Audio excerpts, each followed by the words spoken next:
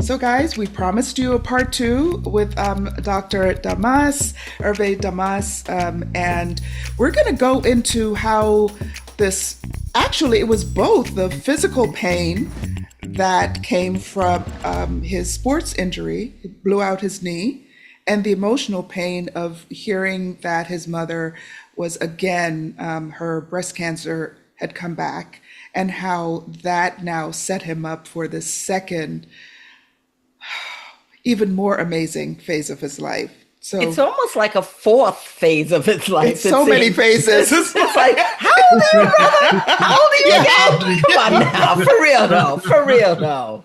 He's been drinking that fountain of youth. He's been using some kind of potions and cream. Let me tell you, don't let me find out. Don't let me find out. So continue with your story, please. Oh man. So yeah, this was tough. This was 2000, I want to say it was 2002, 2003. I was, teaching at Trenton State, everything, comfortable life. Here I am, professor, everything's smooth. I'm like I'm doing my whole thing. And I just get a random call from my brother. Oh, we used to call my mother the old lady. Oh, the old lady, she hasn't been feeling well. Well, over the weekend, she just really couldn't breathe. And I called the ambulance today and I was like, what? Like, I thought she just had a cold. And he was like, that's what I thought too, And so there were some really, I think in that part of it, there were some interesting things that happened. So she winds up getting sent to a hospital I think it was called like Queens General at the time. I don't know what it's called now, but it was, we were living in Springfield Gardens. They took her to the hospital like half an hour away, on like, I don't know where it was, York Boulevard. I can't remember. This place was terrible.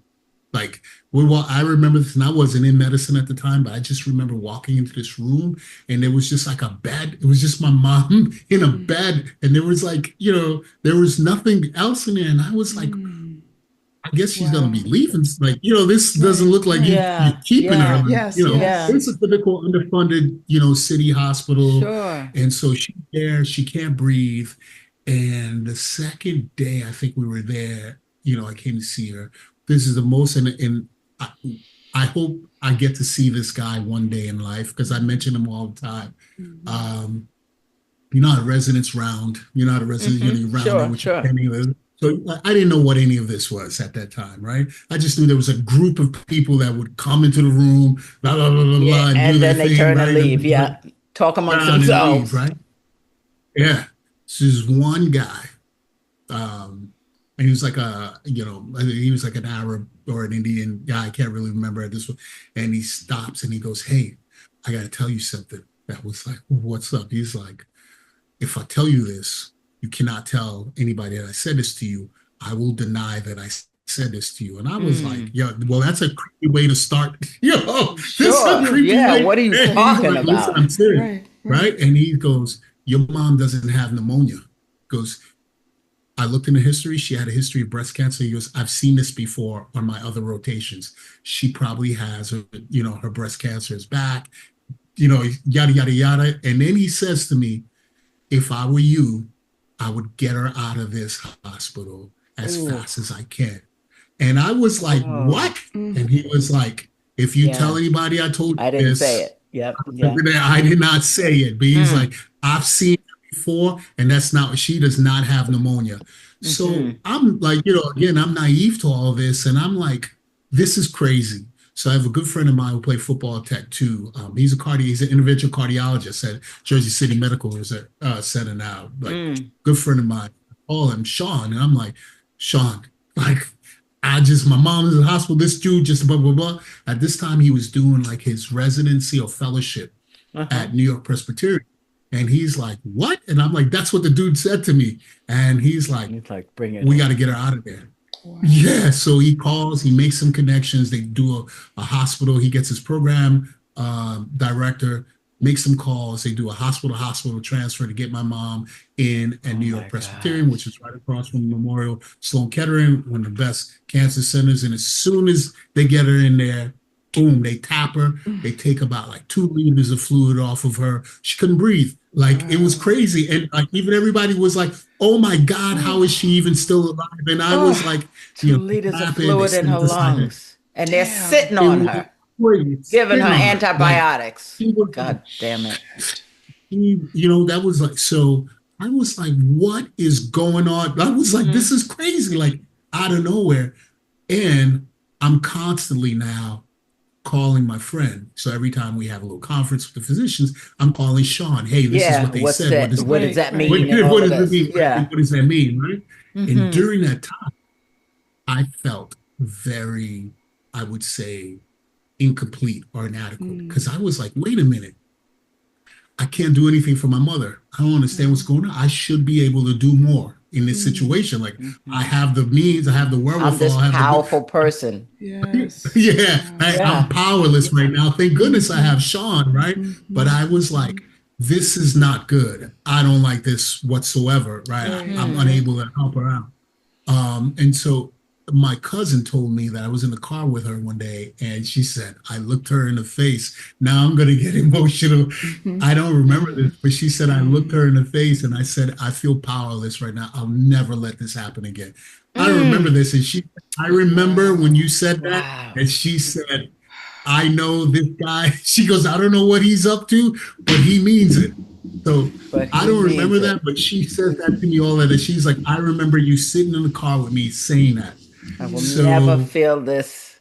Like this powerless again. And so about 2 years later, I used to go see my mom all the time. And now, she's going through it. Like she's going through it. She's going to chemo. She's going to radiation. She's going through the whole thing. I'm now like, I had to give her an enema. She's constipated. She's on morphine for pain. She's itching. She's not doing well. Sometimes I come see her. She's drooling. And, she's gotten to the point where she's like, I had enough. So this is at the point in her life, like, I've had enough of all of this stuff. And meanwhile, I'm like, this is a lot for me too. Like, I'm here like, to giving my mother enemas. I never thought this would be like, saying like my role.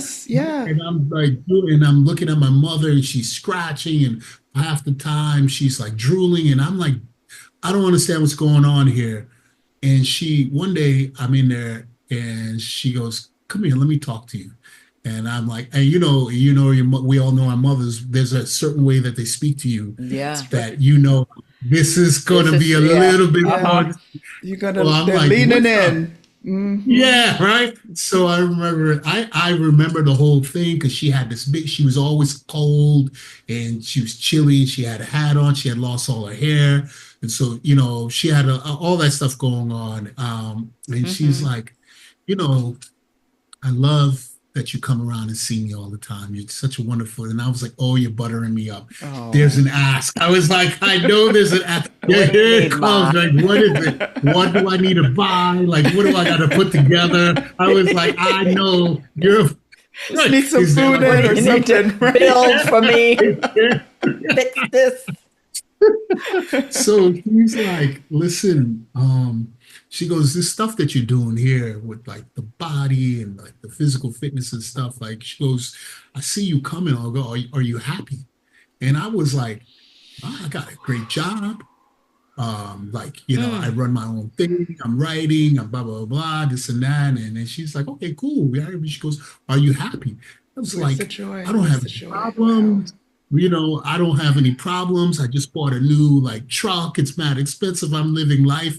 And she's like, you still haven't answered my question. Right. And I was like, oh my God, mother. That was like, all right. So I sat there. She was like, sit down. So I remember I sat down and I was like, I wasn't emotionally ready for this kind of conversation. And she's like, and she's like, man, the time is now. I need to speak to you right now. Listen. She said, and this is going to tie back to before, she says to me, when you played football, there was a thing about you. She goes, there was a whole thing about you, the way you walk, the way you move, the way you approach life. She goes, you were a different person. She goes, now you're kind of just gliding through life and everything. She goes, but I remember She goes, I remember you had a fire about you. There was another thing. And she goes, why are you just doing what you're doing now? And I was like, what are you talking about? Like, I got a good job, it's comfortable. And she goes, yeah, but you're too young to be chilling out right now. So at the time I was 32. She goes, oh, you like, and I was like, what? And she goes, why don't you go do something that you really want to do? Oh, And, and I was like what? She goes, like what are you talking about? She goes, well, didn't you want to be an astronaut? And I was like, yeah, when I was a kid. I'm too old for that. Like that's like that ship has sailed, right? And she goes, like, yeah, you can't get in. There's age limits. Like it's a whole thing. I was like, Mom, I'm out of that thing, right? She goes, well, didn't you like architecture? And I was like, that was a class I took in tech. I liked the drawing and stuff, but I didn't really like it because I did enjoy like the technical drawing, stuff that made you do in tech, right? And so I was like, technical drawing, yeah. And then she said, well, what is stuff you're doing with the body now? You're into health and fitness and taking care of people and all this stuff. She goes, why don't you become a doctor? And I was like, a doctor? Like at my age, I was like, a doctor? He was like, you know how much school, I remember saying, you know how much school I got to go back to school and do all of that? And she goes to me, and this is where she got me. She goes, well, you never struck me as the kind of guy that was afraid of hard work. And I was like, ooh. They'll do it to you. It's like, so it's just, you just get weak. Challenge. She dropped the gauntlet. She said like, what? Mic So drop. then, so then I was like, you know what? Like, if that's my objection, let me think about it. I went home. And I thought about it. I called my brother Patrick, who's an attorney, and I was like, "Yo, Patrick, I think I might go to medical school." It was like 11 o'clock at night, and he's like, "I think I might give up everything, go to medical school." And he's like, "Oh, that sounds great." And hung up the phone on me, and I was like, "What?" It's like, what just happened? It was 11 o'clock at night now. He probably was on a date, had somebody there, whatever. He's like, my crazy brother, get off this phone. Shattering. I thought it was going to be like some girl, like, what? You want to do what? Or like, oh, that sounds stupid. What? Right. Something. You can do it. And hung up. It was like 15 seconds. And I was like, I don't even know. So I went to sleep. He said 15 seconds. Yeah, it wasn't even like, so next morning I thought about it and I was like, you know what? She's right. Let's go. And unfortunately, she wound up passing August of 2004. And then that's when she passed August of 2004, that's when I was like, it's time for me to go to school. So I packed up my stuff. I had fallen in love with Florida. I used to come down here to Miami, come out on vacation. It was like, if I was ever going to leave New York, I'd move to Miami. So she passed away August 2004. November 2004, I was in Miami. Election day, the whole Bush Gore, Hanging Chads thing. Yeah. I was like driving a U-Haul, listening to all of that on the radio. Oh my God. I got here in November 2004. In January 2005, I enrolled at Florida International and started my pre-med, my post-bachelor, my post-bac program, pre-med. Oh my God. Oh my God. February 2005. I was like, an old pre-med. I guess I was 33-year-old with 18-year-olds. I had my oldest son, Miles, November of 2005. Wow. Oh my gosh. I was working at a gym. I was running a gym. I was like, I had to keep like paying the bills. Right? I was older. Right? I was like, couldn't stop.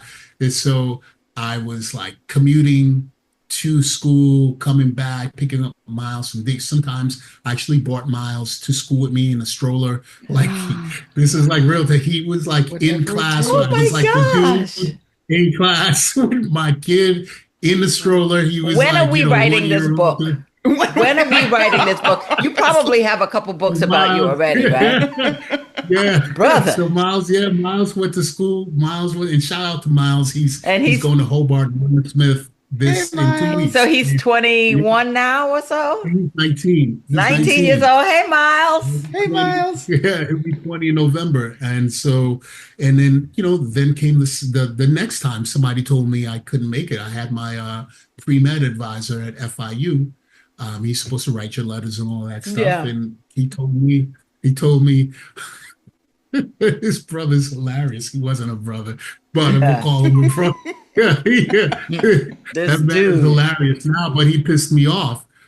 He's supposed to. Hey, don't make Dr. Thomas mad. That's the thing. Don't make him mad. You won't like him when he's mad. It's funny because that's my nickname with my frat. I'm the Hulk. They call you wouldn't like me when I'm angry. You won't like him when he's angry.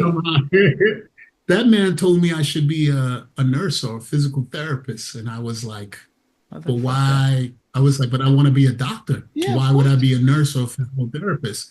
So he said, you're too old. He goes, they're not going to accept you to any school, blah, blah, blah, this and that. And I was like, I remember telling that. Yeah. Don't you ever tell me what I can or cannot do, but I didn't say that nicely. Right, there was some expletives in there. Wow. Yes. Don't you? I was like, are you out of your goddamn mind? You're supposed to be writing my letter and you're telling me what I can. Are you crazy? Mm-hmm. So I went to my professors. I went around him and I went directly to my professors. And I was like, that jackass said he's not going to write my letters. And they were like, what? Mm. You're like the best student in the class because I was busting it out too, right? So I was with a kid and working and this. And exactly. So I was doing my thing. So what's crazy is that I only got... this is painful to hear what they're doing to us. This is painful. So I got admitted to one U.S. medical school, which was Nova, Southeastern out here. It was an osteopathic school. Mm-hmm. At the time, there was a difference between allopathic MD schools and DO schools. I didn't want to be an osteopath. I didn't know much about it. Yeah. So I got into a bunch of foreign schools. And they were and Nova had told me, okay, we're going to put you next year. You're going to get in the following year. It's like, bro, I'm already 37. Yeah. Saying now, this has been 4 years of me going to pre-med now and doing all this stuff. Yeah. And take 2 classes at a time. It wasn't all through, right? And so, oh my God, our stories are so similar. Yeah. So that's crazy, right? So I wound up going to school in Nevis in the Caribbean, school called Medical University of the Americas. Nevis, all right. I went there, class president for a couple of years there, did the whole thing. Of course you were. Of course you were. If you stuck around any longer, you'd be the dean of students. Anybody doubt it? I didn't know. I don't run for these things, right? They just nominate me. Yeah. And then, what happened was, this is interesting. When I got back to Chicago, we do our clinicals in Chicago. My surgery attending one day just said to me, "Hey man, like you're so good with your hands in the operating room, this and that, and you're really in tune." I had done a report on AAA repair, abdominal aortic aneurysm repair, and he was like, "Man, you just it's like I think you would love this thing called interventional radiology." And I was like, "I never heard of that, homeboy." Yeah. And he's like, "I got a couple of friends, and one of them, he's a Buffalo Bills fan. He would love to meet you. You should go check it out." I went and did an IR rotation, fell in love with IR. Completely fell in love with IR, interventional radiology. Yeah. This is the thing. So wound up doing my whole thing, matched into radiology, did my gen surge. Let me just say something that most of the people don't know. Obviously, as a physician, I understand. So in order to do your radiology residency, your first year, you have to choose what they call in your intern year, you have to do either internal medicine, or you have to do surgery, general surgery, or they have these things called a prelim year where you do a lot of little things. Guess which one is the most challenging to do, especially if you don't want to be a surgeon? This brother picks to do general surgery. That means you're standing in the OR doing suturing and retracting. And he doesn't Yeah. even want to Well, be a surgeon because you just do that for a yeah. year. I chose internal Yeah. medicine because anesthesiologists are we're the Yeah, I tried to internists of do the that. OR. So I'm like, I'm doing internal medicine. This brother says, I guess I'll just do surgery for a year. Yeah. I did Okay. surgery in the Bronx. I did That's surgery in the Bronx at crazy. A the surgery time. intern, you never sleep. No, I didn't. And then You I had never another sleep. kid, And you got right? miles and Yeah, and then we had anyway. another kid, Apollo. I had a younger son, Apollo. He's named after the Apollo space missions and Oh my poetry. gosh, you're killing me over here. You're killing me. And so, yeah, but they didn't have me doing a lot of retracting. I did a lot. They actually tried to get me to stay on in the Of course surgery they did. program. And Of then course they did. they tried to get me to Hmm. switch to vascular. But I was like, no, this is it. They were like, Hmm. no, no, no, no, no. We will Yeah. give you a shot. And I was like, nah, I'm straight. This is Dang. like a whole lot. I'm going back to Florida. I'm not staying in New York. And then, so in between that time, what happened was Yeah, get to the when I was in CBD because Chicago, this is yeah, the Yeah, yeah. we need I to started getting learn. headaches. I started Oh getting shoot. headaches, these really bad headaches, and I wasn't Uh-oh. able to sleep. I mean, they Wow. were like debilitating headaches. It felt like somebody was putting their like fingers into my skull and trying to rip Ooh. my skull apart. It was Mm. unbearable, and then I wasn't able to sleep. So I started like self-medicating Tylenol. I was taking Mhm. Benadryl to go to sleep, Advil. I was doing all this stuff. My head was killing me, and then Mm. I started getting anxiety. This Oh is while I wow. was in Chicago during my clinical years in med school. So Yeah. I'm like, I'm falling apart at the seams. Oh So I was boy. really with all the attendings. I go in and I'm like, something is wrong. There was a sister who she was a pediatrician. And I was like, hey, there's something wrong. I was like, every time I walk into a room, my heart is beating fast. And Oh my I Oh don't know what that's gosh. about. yeah. Right. I was like, I And don't know that's what that's not about. you. Yeah, it's like, And that's so not I can't you. control it. And I was like, I got headaches and like I can't sleep and like I've been losing weight. I was like, this is like I'm delirious. And Hmm. so they hooked me up. She hooked me up with some of her colleagues. I was seeing an endocrinologist, a neurologist. I saw a psychiatrist. I was doing it, and then I had another surgery. So I wound up on Xanax, Seroquel, um, oxys and perks post surgery. I couldn't take the oxys and Hmm. perks. That was the worst feeling ever. Mm. I couldn't tolerate the Xanax, which is an anti-anxiety medication, Ativan. So I couldn't tolerate that. Um, I was just like in bad shape. So I was like post-surgical. I couldn't get anything for my pain. So I was just like, I'm just gonna take Tylenol. Forget it. I'll just suck it up. Mhm. I'm not sleeping. I can't take these Xanax. If I take the Benadryl, I'm groggy throughout the day. Like I can't get anything. And I'm still super nervous, like Right. something's wrong. So Yeah. much so, let me tell you how bad it was. And then this is something that people in medicine, Yeah. I failed the step 2 clinical skills. There's a board exam where it's basically a test of English proficiency. You just got to go in there and like Hmm. just act Hmm. like you see a patient and then type a note. Like it's not like you don't have to do. I had not Yeah. slept more than 3 hours in maybe 3.5, 4 weeks per night. So when I got into that thing, like I didn't know what I was. I literally Yeah. did Yeah. not You were know. really breaking down. My whole thing was illegible. I think they gave you like feedback and Wow. they were like, yo, we can't even. I was like, Oh, I can speak English now. right. Like, so I was like Wow. messed up. And the woman I was dating at the time, she was the one that kept on saying, you should try some weed. It'll help you go to sleep. And I was like, that's preposterous Hmm. because I'm in med school. I'm a I know all the doctor. doctors. Yeah. Yeah. I'm Yeah. seeing everything, and they're giving me all the tests. They give me, and that's not something that they talk about. Hmm. Absolutely not. And then it went on 3 months later. She was like, people say they smoke weed and they go to sleep. And I was like, are you crazy? Yeah, they'll be like, Yeah. you can get kicked out of school, you can get arrested, and that Mm. stuff doesn't work.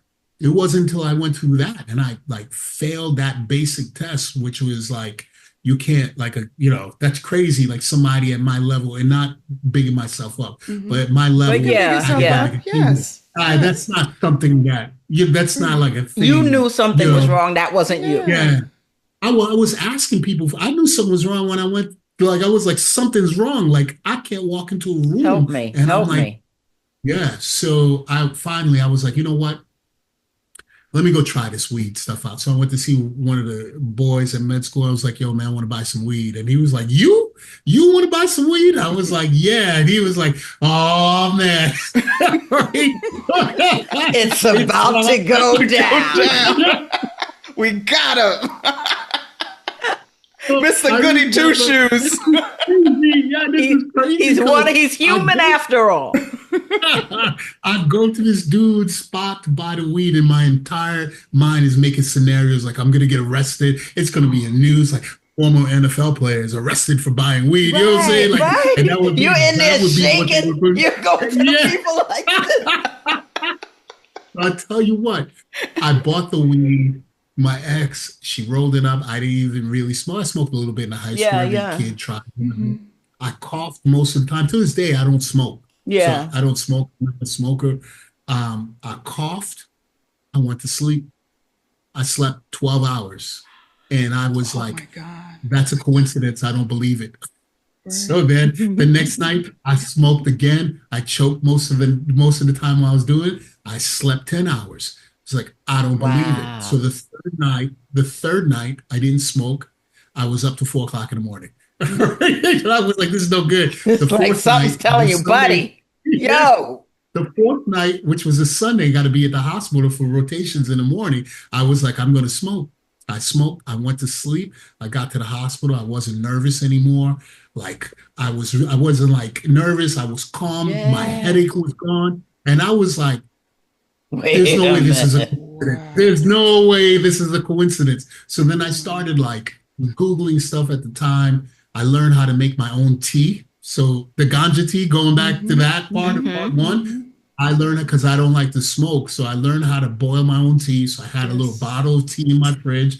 Every night I would come home, I'd practice whatever my suturing, whatever it is I needed to do, read whatever I needed to read. And I drink my little tea an hour before bed, lights out, wake up in the morning, refresh. And I was like, oh my Oh, God. wow. Game changer. Game changer. Yeah. And I was like, and so one day I was just like, if I'm going through this, imagine how many other people are going through this. And I was saying, and I was thinking to myself, and I'm not someone who didn't have access. I had access to all the doctors, Right, all the tests, right. everybody. They were All the like, you know, they medicines, liked all me, the right? They things, they liked me. It wasn't like, yeah. it was like, I like you, our boy, you one of us. Like, I got you. Yes, We don't do all the, it wasn't like negligence. It wasn't anything like Yes, that. We had access right. to everything. And it was terrible for me. And then I hear about the concussion thing. But therefore, I didn't know this. And they were like, then I started hearing about, oh, you know, some of the stuff that that you're experiencing, a whole bunch of the other dudes that played football are having the same issues. Headaches, Yes. insomnia, right? Like anxiety, moving. I was like, there's no way that's a What? coincidence either. Yes. Like, how is it that like all of these dudes are going through that and I'm by myself? I'm completely far away from the game. Sure, at this What's point. the And I'm common suffering denominator the same here? thing. Yeah. Right? And so at that point, I remember saying to myself, when I get a chance, there's some work for me to do here because I know what it did for my life because I was really trying my best. I went and I sought help. I went to see, I was on, anti-anxiety. And, Yeah, and- you and- you and did like, what like, you I was doing you did everything you could do. They asked me to do. I was going by the book and doing. It was Yes. making things worse. Yes. And then I come to and you find out, believed it like, too. That's the thing. You believed Yeah, every time you right. And I tried was something, you doing believed it that, okay, myself. this has got to work. This is the thing. I was doing like, I was doing 24-hour urine things. Somebody thought I had like an adrenal tumor, like pheochromocytoma. I was doing everything. They were kind of like things. all types of stuff. So I was getting it all done. And then come to find out, now that I look, we put this all together and I really believe this in my heart. The reason that, I did get the knee injury was so I didn't destroy my brain, so that I could maintain my cognition. I really believe that. And, a lot of people have said that to me in my close friend circle, like everything that you've done in life has brought you through this. from the experience with my mom and watching her go through her treatment and constipation and the itching and the withdrawals and the drooling, towards the end of life, just kind of like, having medication options that just didn't do well for her. And her at one point saying, I want to see a naturopath. You had to see it all. You had to see it all. I And did. then your mom I had had to tell experience with that. you, Hervé, I Yeah. don't see the So joy. that's how it all, so that's how this all came about, So I take care of a lot of football players. That's how I started. A lot of the dudes, my teammates, my former teammates, like both, college and the pros are my patients, family members, my own family members. My father, went through a lot the last couple of years. He just got home, end stage renal disease. He was, he had a foot amputation. He had a stroke. And I walked into that hospital. I swear to God, he knows this. He knows that when he goes to see a doctor, the first thing he says, my son's a doctor, call him. So I get these calls all the time. Yes. Every time he goes to the ER, he goes, call my son, the doctor, right? And then I'm able to have conversations with my father's physicians that I couldn't have with my mother's physicians, which is something that I remember, like, and, so it's all kind of come full circle. I take care of my teammates, I take care of my family. I'm able to, I'm a big advocate. I'm a member of the NFL former players chapter in South Florida. I'm the health and wellness captain. So I take care of a lot of the guys in terms, their medical conditions and their families. I've had to do interventions for guys who've been suicidal, and guys who've had breakdowns, like their wives have called me and like, we need you. He's not going to talk to anybody else. We need you. Yeah. I had, one of the cheerleaders from Tech the other day, who was the cheerleader when I was there. She called me and had some stuff going on with people in her family. She was like, I need you. We're at our wits' end. And so, I'm able to be in a space with my experience and my expertise that I'm able to add a certain amount of validity and rational thinking to this space. I'm not like the Snoop Dogg of this, I'm not like the come smoke weed and have a good time. Because I know that that's not what you're about. You actually create like specialized if you have a problem, I'll go try to find a solution. I've done a research study on CBD and quality of life in retired professional athletes. I've worked with Mike Tyson's cannabis company, and as a matter of fact, he was in one of the sponsors of the study. I've going back to what we talked about in part one, and what I talk about on the radio is that we as a people, we sometimes have to go it alone because like I kind of had to do the same thing, right? I tried all this stuff and it's like it ain't working. Like right? It ain't working. Makes you think you're crazy.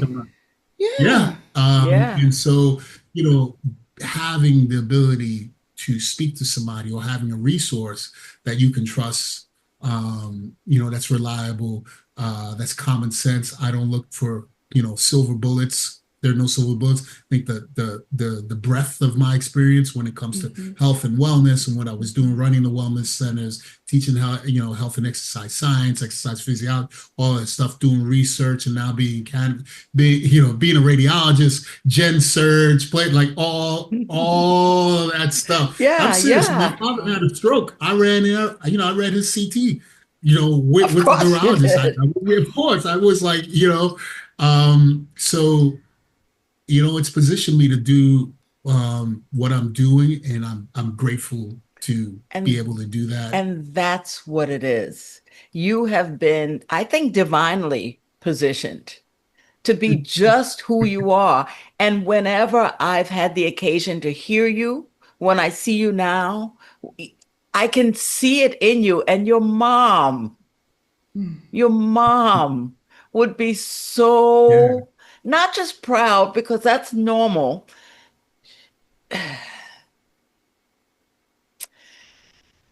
When you live your joy, it's so obvious in your walk. It's obvious in your speech. Yeah. You're doing what you were here to do, I believe. I believe. Yeah, right. And it took me some time to get, I had to give up, so I'll give you another story with somebody, I had to give up my radiology position for this. The hospital was like, hey, there's no like cannabis. You're not going to do marijuana and like, we're not going to do like, both. Yeah, we don't do that. We don't do this give that up. stuff. Yeah, you literally had to walk away from that. I had to walk away when I remember my program director. I had a whole thing with the hospital, like discussions with like the VP of the hospital, and they were like, "Bro, cut the crap with this marijuana thing." I'm serious. We had like meetings. My brother Patrick, the attorney, the one that I called, I was like, "I want to be a doctor." He was representing me. He was my attorney with the hospital, and then eventually I walked into my program director's office, the chief of radiology, and we were talking, and he was like, why don't you just stop with this weed stuff? Like, that's all they saw it as. Right? Yeah, that's black man with weed stuff. Yeah, and I was like, I can't do it, right? And before that, you were a mess. You may not have even finished the program. You were a mess. Yeah. You wouldn't have left whole, not as a whole person. You know what he said to me? He said to me, so like, honestly, he goes to me, so what are you gonna do? What, at your age, you gonna start all over? That's what he said to me. Another one. I looked him right in the face. I remember that. And I looked him right in the face. I said to him, if I'm going to bet on anybody, I'm going to bet on myself. And I went home that day. I called Patrick. I said, that's going to be the name of this episode. If I'm going to bet on anyone. I'm betting on myself. I'm betting on myself. I thought you would say, and I called Patrick, because I called Patrick and I was like, hey, Patrick, I need to talk to you. And he was like, yeah, I've been thinking about it. So like, yo, Patrick, man, I'm ready to turn in my resignation. He was like, yeah, I was going to tell you. He was like, and so Patrick was like, I was going to tell you that, like, do you want to, he's like, if you're so into this cannabis and marijuana, why are you holding on to this radiology thing? He's like, if that's what you really want to do, just go do that. And live your joy. Live your joy. But it took me some time to let go of, like, because I worked so hard. Of course. Dedicated so much time to it. Yeah, there's all this stuff.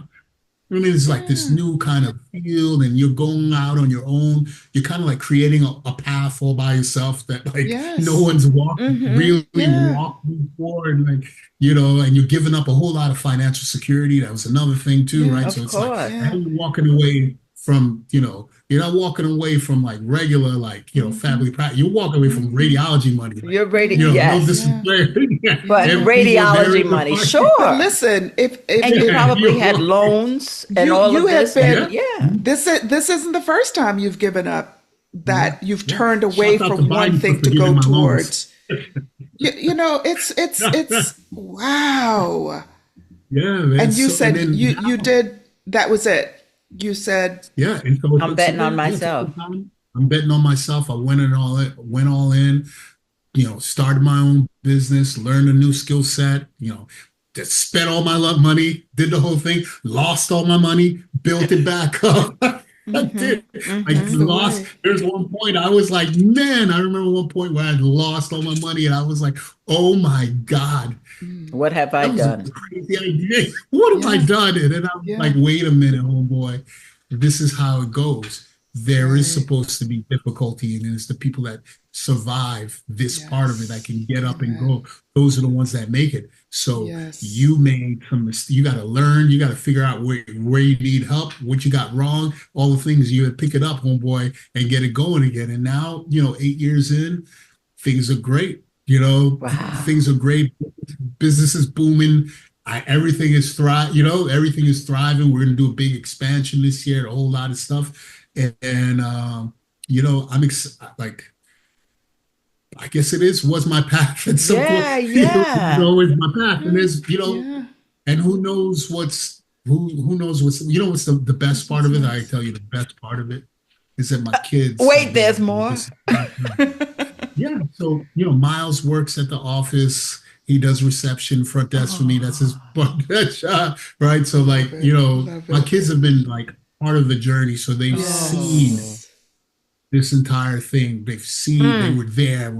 Okay, we had a whole bunch of money and they were there one Christmas when I was like, hey, bro, we don't have them, but dad lost all the money. Okay, so we're going to have a little more intimate. And you know what? That was one of their favorite Christmases. Wow. So like, hey, you remember that time when we all just had a whole bunch of little stuff that wasn't like this big extravagant thing? And so they've traveled with me to speaking engagements. They go to all the NFLs, like everybody knows them, like they'll come like that, right? Yes. And so they've had an opportunity, they've met a whole bunch of people, they've had an opportunity to listen to me talk. As a matter of fact, they've done a lot of charity events with me, and like they'll talk to you. They will talk to you about this as like subject matter experts. Wow. Oh my God. Yes. Isn't that something? They'll be like, Yes. oh yeah, they'll talk to you about the criminalization. They'll do all that stuff. And so I'm happy like they're not kind of like shackled by prohibition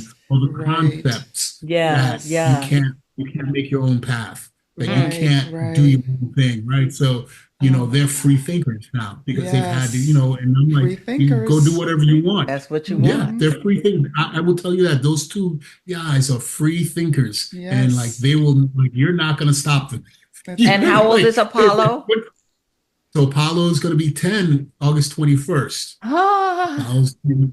Shout out to Apollo. Hey, Apollo. Hey, Apollo. So Dr. Damas, before I don't want to miss, first of all, could you tell people how to reach you?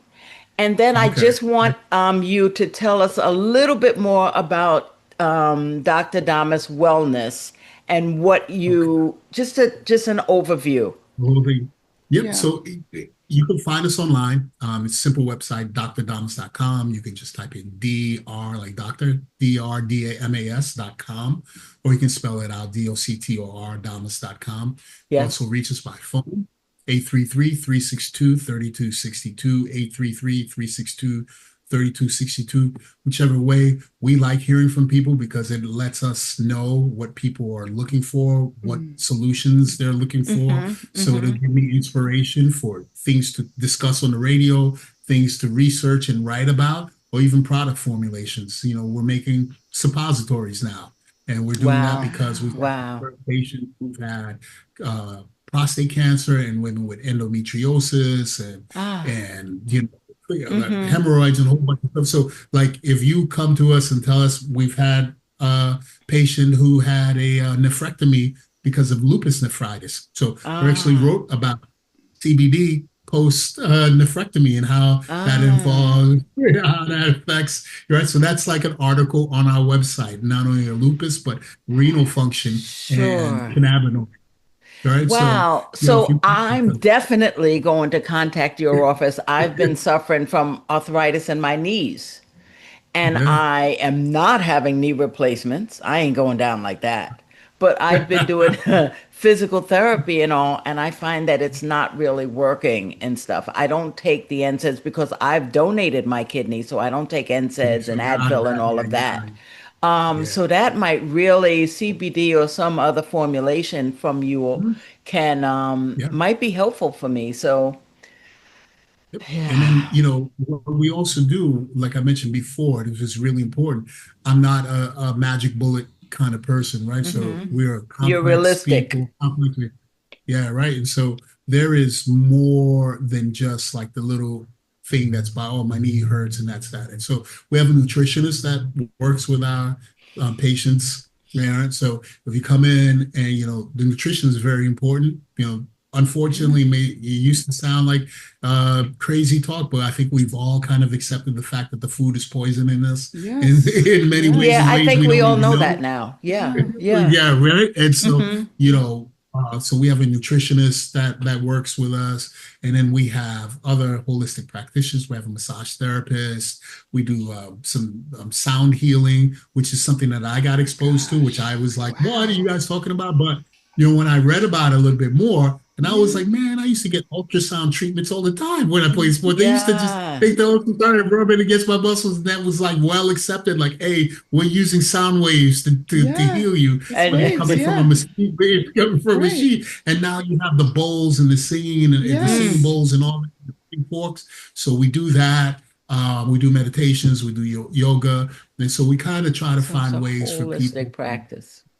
Yeah, try to give you options and ways for you to heal yourself in a way that you're comfortable, that aligns with your kind of philosophy and your whole being, whether it's intellectual, spiritual, emotional. We know through research that people have better outcomes if they believe in the treatment modality, right? So if you tell somebody to take medications and they don't want to take it, it ain't going to work out well for them. They're either not going to take it as prescribed, you're going to lose them to follow up, they ain't going to come back, right? They're going to suffer other things. They might, have mental health triggers and stuff because they're doing something they don't believe in and they feel like they're being forced to.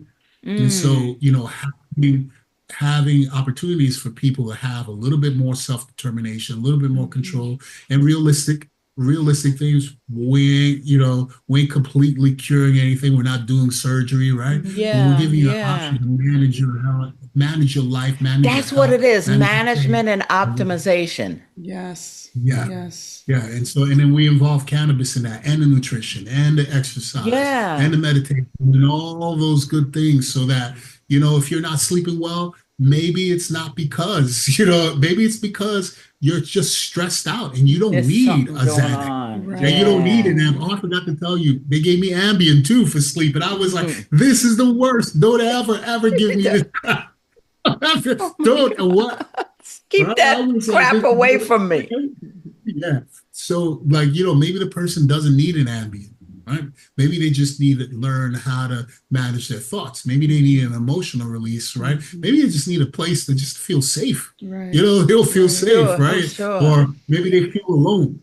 And that's the thing. I was going to say, maybe they just need a vibrator. I mean, yes, they might need a vibrator. Yes, exactly. So we made a CBD intimate oil and a THC intimate oil. Oh my goodness, so that's interesting. It's a big thing as well.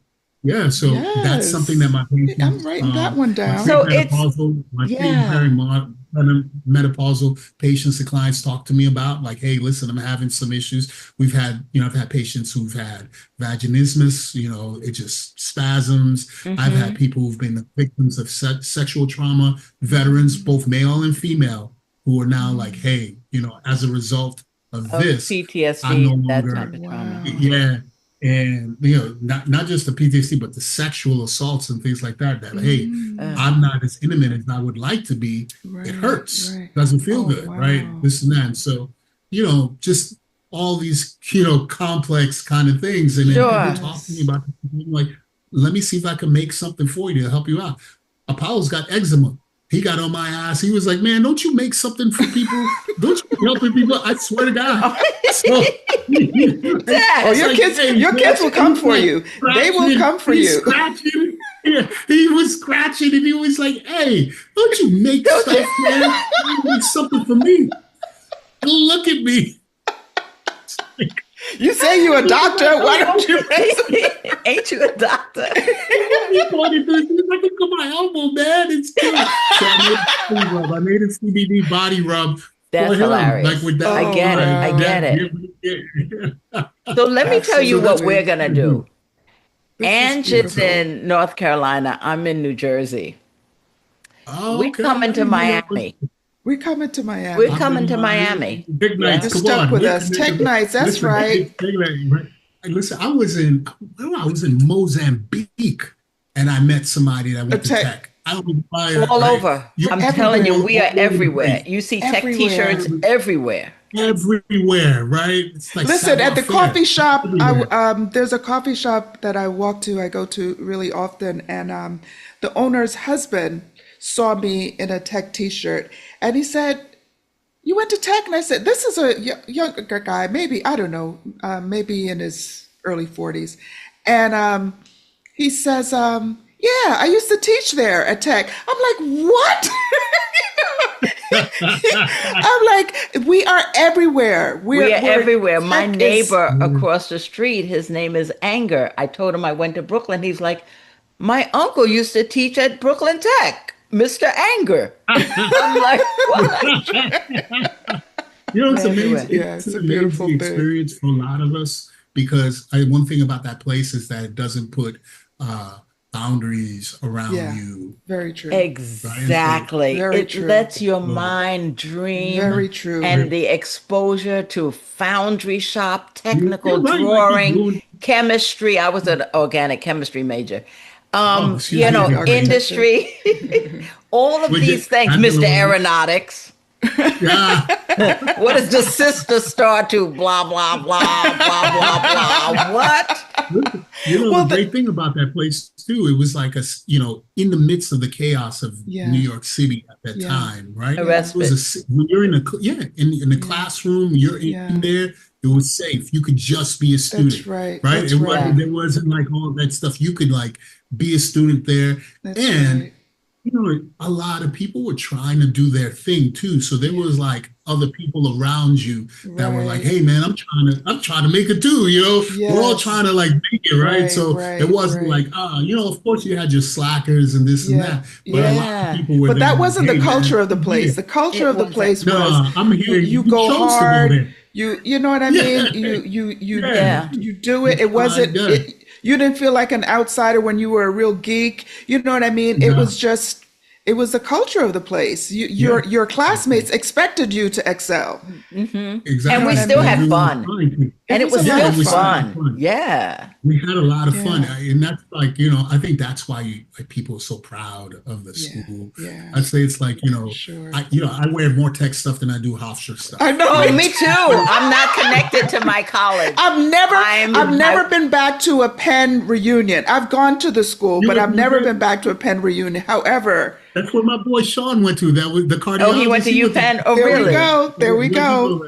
But I went tech, to I am City diehard, College and Brandeis University diehard, Ah, diehard Brandeis, tech, in diehard tech. Massachusetts. Yeah, I wear I give more money to tech. Like they call me up like, yeah, Exactly. Well, I told you, I We saw saw you your on the name. list.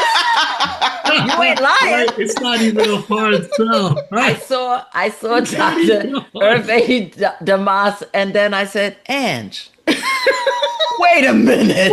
That's the dude we were laughing with last night. That was so good. And here so you funny. are. I Oh wanna my know- God. I want to know, like, so you hear me on the show all the time, right? All the time. But at the Friday night, it didn't connect. It was Didn't like connect. seeing Let me tell you why it never connected. First of all, this is a tech reunion. He ain't connected to tech. First of all, How's that? we're in New York City. He ain't in New York City. He's on the radio. First of all, I where he mean, lives. He only you're this exists personable in the radio. guy in the center of people, and everybody's around you talking, and we're at the bar, and the brother and the coach is saying this guy bought everybody weed. So you ain't the guy from.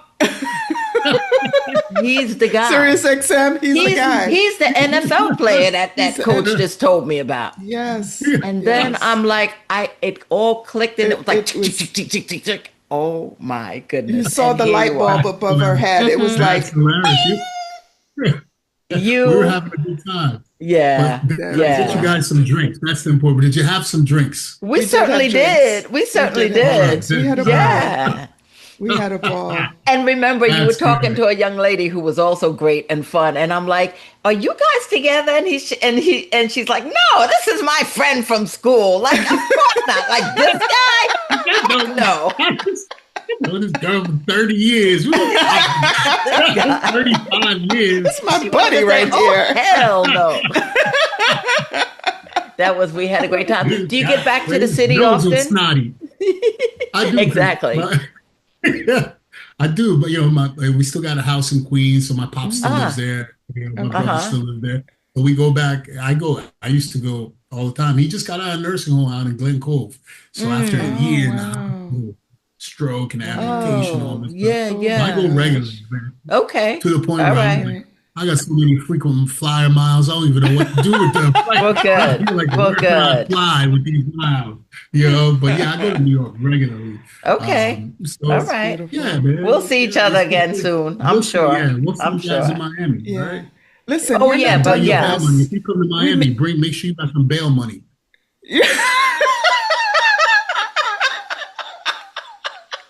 Oh, it's going to be that kind of party, Dr. Damas.